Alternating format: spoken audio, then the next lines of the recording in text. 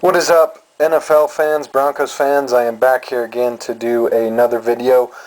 In this video, I just wanted to break down the NFC Championship game, which of course will be tomorrow afternoon between the Green Bay Packers and Atlanta Falcons. I do know this video is super last minute. Again, this game is tomorrow afternoon in Atlanta, so I do apologize for that it's so last second. But, you know, due to the fact that my Broncos are out of it, and the fact that, you know, there's not a whole lot to talk about with the Broncos right now. We already hired our new head coach in Vance Joseph, and we have our coaching staff kind of coming into its own. You know, I thought I'd go ahead and kind of do a preview here for both these conference games and start with the NFC Championship game once again between the Green Bay Packers and Atlanta Falcons. Both these teams are extremely hot right now. You look at the Falcons, they're 5-0 in their last 5 games. The Packers, on the other hand, are 8-0 in their last 8 games. And at the center of all that is obviously both these quarterbacks, Matt Ryan for the Falcons and Aaron Rodgers for the Packers. Both of these guys are playing extremely well. You look at Matt Ryan over that 5-game winning streak for Atlanta. He's thrown 14 touchdowns, no interceptions. Aaron Rodgers during that 8-game win streak for the Packers has thrown 21 touchdowns, only 1 interception, which he threw last week against Dallas. So obviously, you know, again, both these teams are really hot right now. Makes for a very intriguing battle between these two teams because they're both playing so well. They both have a ton of momentum, and at the forefront is, again, the quarterbacks, the leaders of both these teams, and Matt Ryan and Aaron Rodgers, and the fact that both of them are just playing at a freakish level right now. And it's the reason that both of them are the leading candidates to be named MVP, quite frankly. And it's not surprising that both their teams, of course, are you know, here 1 game, 1 win away from Super Bowl 51. Both these teams have already met previously once this season back in Week 8 in Atlanta, which of course they'll be playing once again in Atlanta for the NFC title game as well. The Falcons won that first meeting in Week 8, 33-32. It was a thrilling game, last-second drive by Matt Ryan and the Falcons to ultimately win the game there. And, you know, that was an offensive-heavy game, a very pass-happy game. Don't expect a whole lot different here in the NFC title game. I mean, you look back at their first meeting in Week 8, each team in that game had 16 passing first downs in that game, 698 total yards of offense between these two teams in their first meeting. And again, going back to the quarterbacks, really the forefront, the strengths of both these teams. You got Aaron Rodgers and Matt Ryan in these teams' first meeting in Week 8. They combined to go 56 of 73, so they completed 77% of their passes in that first meeting, 534 yards, 7 touchdowns, no picks. Again, don't expect much of that to change, especially with the way both Matt Ryan and Aaron Rodgers are playing. And let's be honest, both these secondaries are 2 of the worst in the league. These are definitely 2 of the bottom pass defenses in the league, and I expect you know, Matt Ryan and Aaron Rodgers once again to take full advantage of that.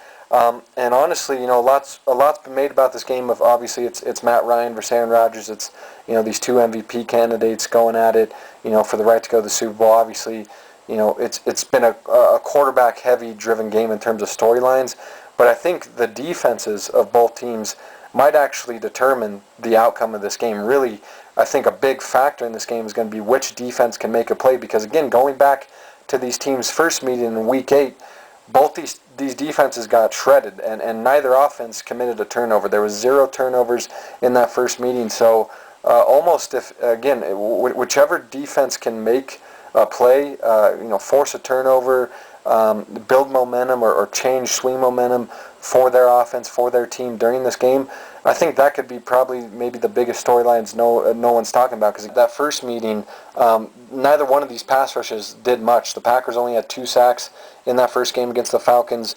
Their 3 top pass rushers, Julius Peppers, Nick Perry, and Clay Matthews, they only combined for 1 sack and 1 quarterback hit in that first game against the Falcons. Alex Mack, Jake Matthews, and that Atlanta offensive front really did a good job of kind of dominating this pass rush in the trenches. But it also helped that Clay Matthews didn't play in that first game. So obviously it'll be interesting to see kind of what type of impact he can have on this game again, especially given the fact that the Packers pass rush was fairly non-existent in these teams' first meeting, and the fact that he didn't play Be interesting to see how that kind of plays out here in the NFC title game. And on the flip side of it, the Falcons, their pass rush wasn't a whole lot better. Only 3 sacks for them in the first meeting against Green Bay. Adrian Claiborne, who had 2 of those 3 sacks in that game for them, he won't be playing in this game. He tore his bicep against Seattle, so a lot of the pressure is going to be on some of the Falcons' secondary pass rushers to really step up here in this game, but also a lot of that pressure to get to Aaron Rodgers and really disrupt his rhythm and timing this game is going to be solely on Vic Beasley Jr., who, of course, led the league with sacks this season with 15.5 sacks, also led the league in forced fumbles with 6 forced fumbles.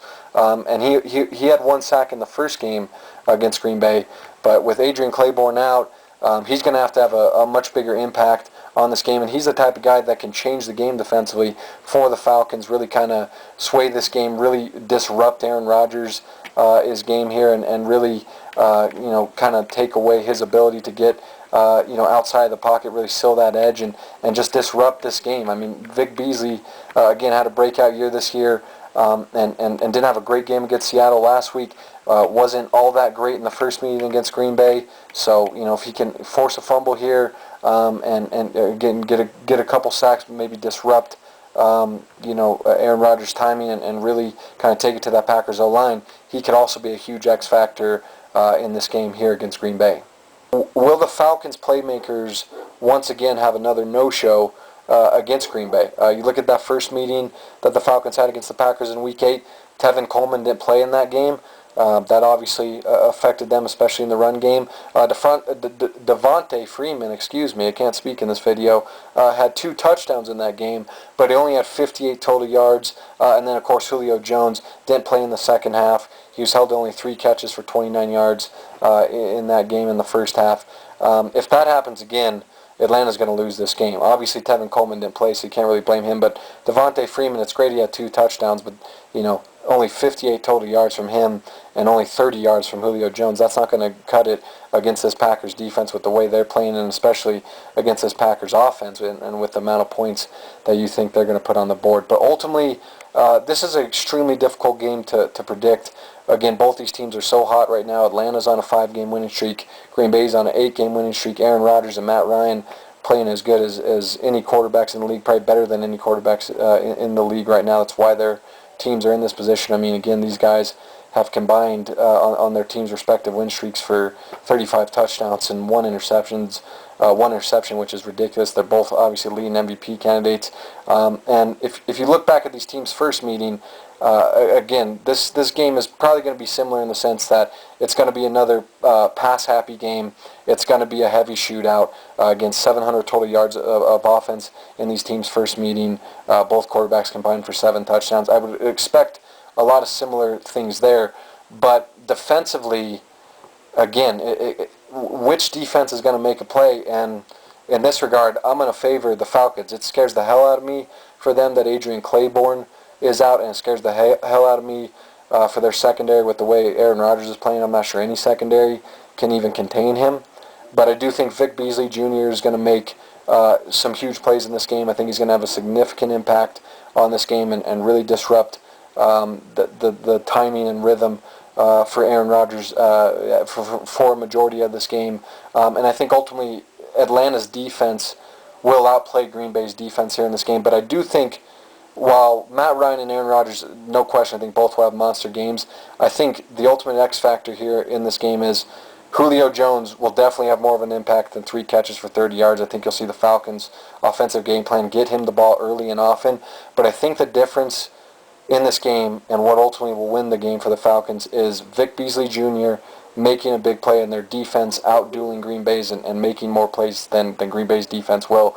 But I think the run game is going to be very significant for the Falcons' offense here in this game. I think once again, their offensive line, their offensive front, Alex Mack, Jake Matthews, those big boys up front for Atlanta, dominate the Packers' front 7. They take away Julius Peppers. They take away Nick Perry. They contain Clay Matthews, protect Matt Ryan for the most part, but they run the ball. They smash the ball down the Packers' throat. They punch them right in the face. Again, the O-line, I think, for the Falcons will dominate in the trenches. And I think Tevin Coleman is the X factor here. I think Freeman, he might be bottled up again, but he still, I think, will score. He'll make a contribution in the passing game.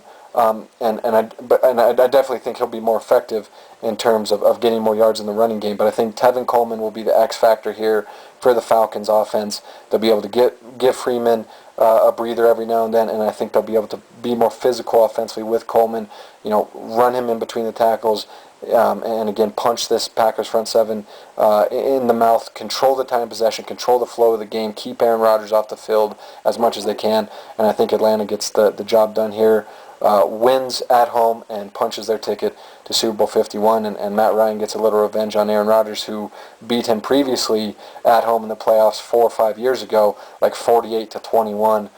So this would be a sweet revenge win for Matt Ryan if the Falcons can get this win here at home. And Atlanta's been so close so many times with Matt Ryan as their quarterback, and they've lost so many playoff games at home. I think it's finally their time. So I have the Falcons beating the Packers in a close one. I think this game is excellent. Again, it'll be tomorrow afternoon, 1:05 p.m. Mountain Time.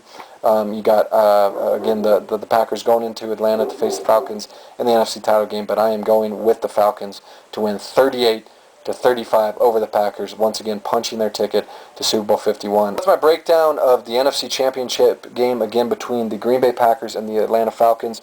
Leave me a comment below whether you're a Packers fan, a Falcons fan, a Broncos fan, just a football fan in general. What do you think of this game between the Packers and Falcons? Leave me some of the keys to this game for you guys, and ultimately, who do you have punching their ticket to Super Bowl 51? Aaron Rodgers and the red-hot Green Bay Packers, or Matt Ryan and the red-hot Atlanta Falcons? So, appreciate you watching. Thank you as always, guys, and enjoy these games tomorrow.